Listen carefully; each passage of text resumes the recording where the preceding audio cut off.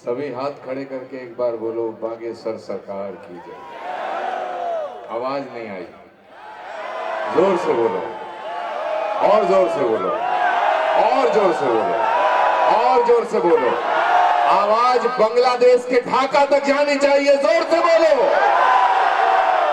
भारत माता की, सत्य सनातन धर्म की, शिकल की धाम की, बागेश्वर धाम की,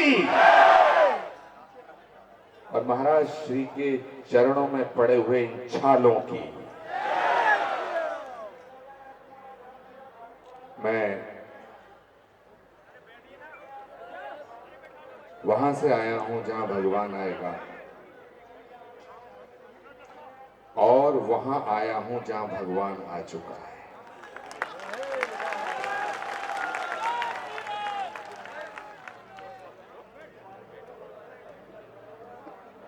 भगवान कृष्ण गीता में कहते हैं कि जब जब अधर्म बढ़ता है,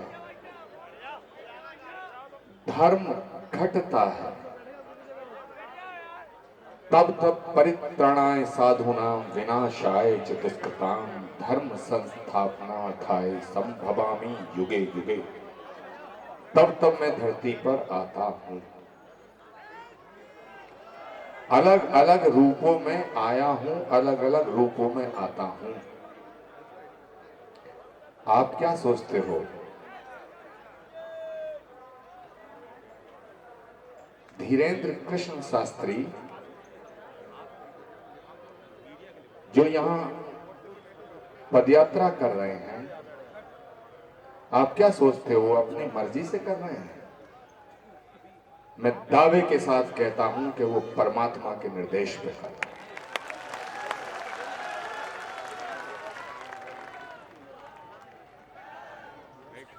पूरी दुनिया का इतिहास साक्षी है।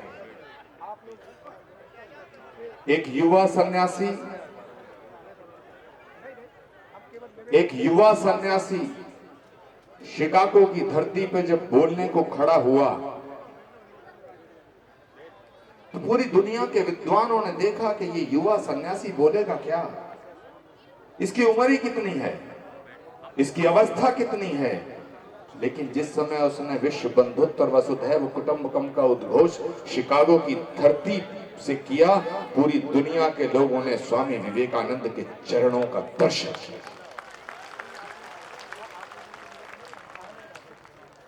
मैं आज इस मंच से कहना चाहता हूं कि उस दौर में भी कुछ अकल के अंधे थे जिन्हें स्वामी विवेकानंद में भगवान का दर्शन नहीं हो रहा था, और कुछ आज भी लोग अकल के अंधे हैं जिनमें धीरेन्द्र शास्त्री में भगवान का दर्शन नहीं कर रहे। और सुनो, भगवान कभी नहीं कहता कि वो भगवान है। तुम्हारी श्रद्धा, तुम्हारी आस्था और सनातन का तो सिद्धांत है, इतिहास साक्षी है। जब तुम्हारी श्रद्धा कमजोर होती है, जब तुम्हारी आस्था कमजोर होती है, तो भगवान सामने होता तुम्हें पत्थर नजर आता है, और जब तुम्हारी आस्था हिमालय की तरह मजबूत होती है तो तुम्हें पत्थर में भी भगवान नजर आता है। इतिहास साक्षी है। पूरी दुनिया के 3 इतिहास, ancient history, medieval history, modern history, तीनों गवाह हैं। राम में शबरी को भगवान नजर आया, जटायु को भगवान नजर आया, ऋषि मुनि महात्माओं को भगवान नजर आया, लेकिन राक्षसों को भगवान नजर नहीं आया। योगीराज भगवान कृष्ण जब दुर्योधन के दरबार में होते हैं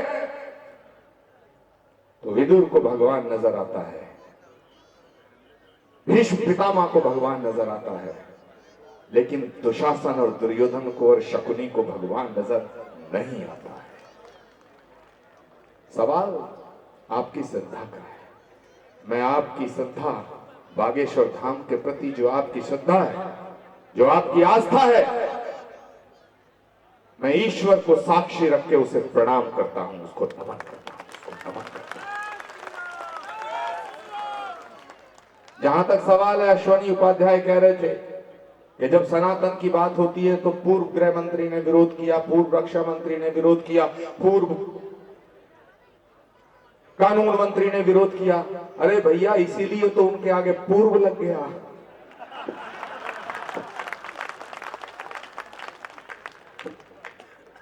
और आप गलत फहमी में मत रहना। आप सोचते होंगे कि बागेश्वर धाम सिर्फ तुम्हारे हैं, इधर के सोचते होंगे इनके हैं, इधर के सोचते होंगे इनके हैं, सामने वाले सोच रहे हैं इनके हैं, मंच वाले सोच रहे हैं, संत महात्मा सोच रहे हैं हमारे हैं। मुझे लगता है कि सारा ब्रह्मांड बागेश्वर का है और सारा बागेश्वर पूरे ब्रह्मांड का है। भगवान कलयुग में श्री कल्कि के रूप में आएंगे। जहां पर भगवान का अवतार कल्कि अवतार होगा, उस स्थान पर भारत के यशस्वी प्रधानमंत्री नरेंद्र मोदी जी ने 19 फरवरी को श्री कल्कि धाम का शिलान्यास किया था। मैंने आग्रह किया था, इन्होंने कहा महाराज जी डांटेंगे, इनका स्वभाव है। और तुम्हें एक बात बता दूं, भगवान का स्वभाव भी बच्चे जैसा होता है। मैं हजारों किलोमीटर चल के इसलिए नहीं आया था कि मैं यहाँ प्रवचन दूंगा, आशीर्वचन दूंगा, भाषण दूंगा। मैं सिर्फ इसलिए आया था कि जिसके पांव के छालों ने इस धरती मां पे एक नई क्रांति कर दी है, मैं उन चरणों को देखने आया हूं। मैं श्री कल्कि धाम की तरफ से, श्री कल्कि पीठ की तरफ से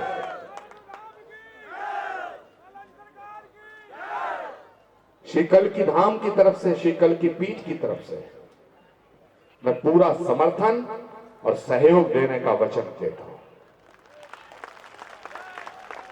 जिस तरह ये यात्रा, ये पद यात्रा सनातन के लिए है, और मैं आज ये कहना चाहता हूं कि पूरी दुनिया में जितने धर्म हैं, पूरी दुनिया में जितने धर्म हैं, इनमें से कोई धर्म नहीं है, सब पंथ हैं, मत हैं और संप्रदाय हैं। अब आप सवाल करेंगे, मीडिया सवाल करेगा कि आप ये कैसे कह सकते हैं कि जितने भी धर्म हैं वो धर्म नहीं है। मैं इसलिए कह सकता हूं कि जितने भी धर्म हैं वो मेड बाय ह्यूमन हैं, आदमी के द्वारा बनाए हुए हैं, और जो चीज आदमी के द्वारा बनाई जाती है उसका पतन सुनिश्चित है। अगर दुनिया में कोई धर्म है जिसे परमात्मा ने बनाया है और प्रकृति प्रदत्त धर्म है, तो वो सिर्फ एक सनातन है, सिर्फ एक सनातन है, सिर्फ एक सनातन है। और जो सनातन के लिए जीता है, सनातन के लिए मरता है, वही संत कहलाने है।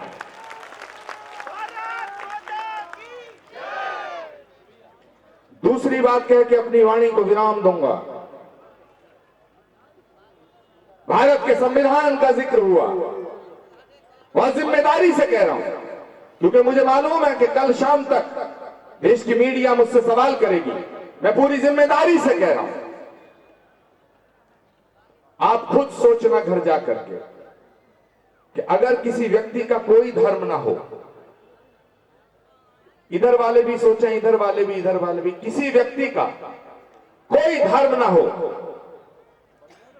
आप किसी से पूछो भाई तेरा धर्म क्या है, वो कहे जी मेरा कोई धर्म नहीं, तो आप क्या कहोगे कि यार तेरा कोई दीन ईमान ही नहीं बचा, तू कैसा आदमी है। तो माफ करना, भारत का संविधान और भारत के संविधान के विषय में हमें गलत पढ़ाया जा रहा है कि वो धर्मनिरपेक्ष है। जिसका कोई धर्म नहीं वो तो किसी काम का नहीं। और भारत का संविधान अगर धर्मनिरपेक्ष होता तो उसके पन्नों पे रामचंद्र दरबार का चित्र अंकित क्यों होता। संविधान निर्माताओं ने जब संविधान का निर्माण किया तो उसके पन्नों पे राम दरबार। इसका मतलब है कि भारत का संविधान धर्मनिरपेक्ष नहीं, धर्म सापेक्ष है। धर्म सापेक्ष है। हमें यह गलत पढ़ाया जा रहा है। दूसरी बात कह के अपनी वाणी को विराम दूंगा कि कुछ लोग सोचते हैं कि सनातन और भारत अलग है। माफ करना, सनातन के बिना भारत नहीं है और भारत के बिना सनातन नहीं है। और एक बात अंत में कह के अपनी वाणी को विराम दे रहा हूं कि जो सनातन का नहीं है वो भारत का नहीं हो सकता, और जो भारत का नहीं है वो सनातन का नहीं हो सकता। हाथ खड़े करके बोलिएगा जय जय श्री राम, जय जय श्री राम, जय जय श्री राम। बहुत बहुत धन्यवाद, आपका आभार। इस शक्ति को और महाशक्ति बनाए परमात्मा, ये शुभकामनाएं और ये शुभाशीष देने के साथ साथ आप सबको पुनः प्रणाम और नमन करते हुए अपनी वाणी को विराम देता हूं। हर हर महादेव। जोरदार ताली बजा करके पूज्य महाराज श्री जी का धन्यवाद दीजिएगा। सभी लोग दोनों हाथ उठा करके ताली बजाकर धन्यवाद दें। आपने कृपा की, आप पधारे और अपनी ओजस्वी वाणी से हम सबको ज्ञान की चर्चा भी बताई, विज्ञान की चर्चा भी बताई, और एक ऐसी नई बात बताई कि भारत में धर्मनिरपेक्ष कैसे हो सकता है जिस संविधान के प्रथम पृष्ठ पर ही भगवान राम विराजमान हो गए। ये अनूठी बात है। आज की यात्रा पूर्ण हुई। हम सबने लगभग 17.5 किलोमीटर की यात्रा की आज। कल प्रातः काल 8 बजे से यात्रा करेंगे।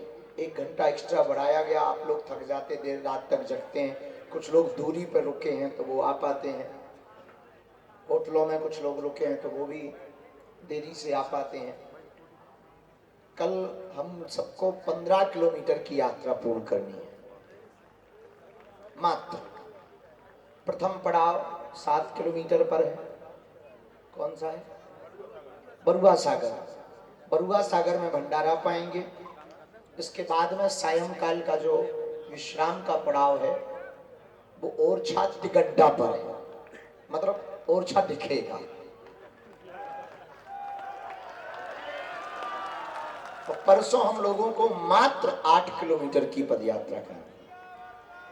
आप सबने जो उत्साह के साथ, ऊर्जा के साथ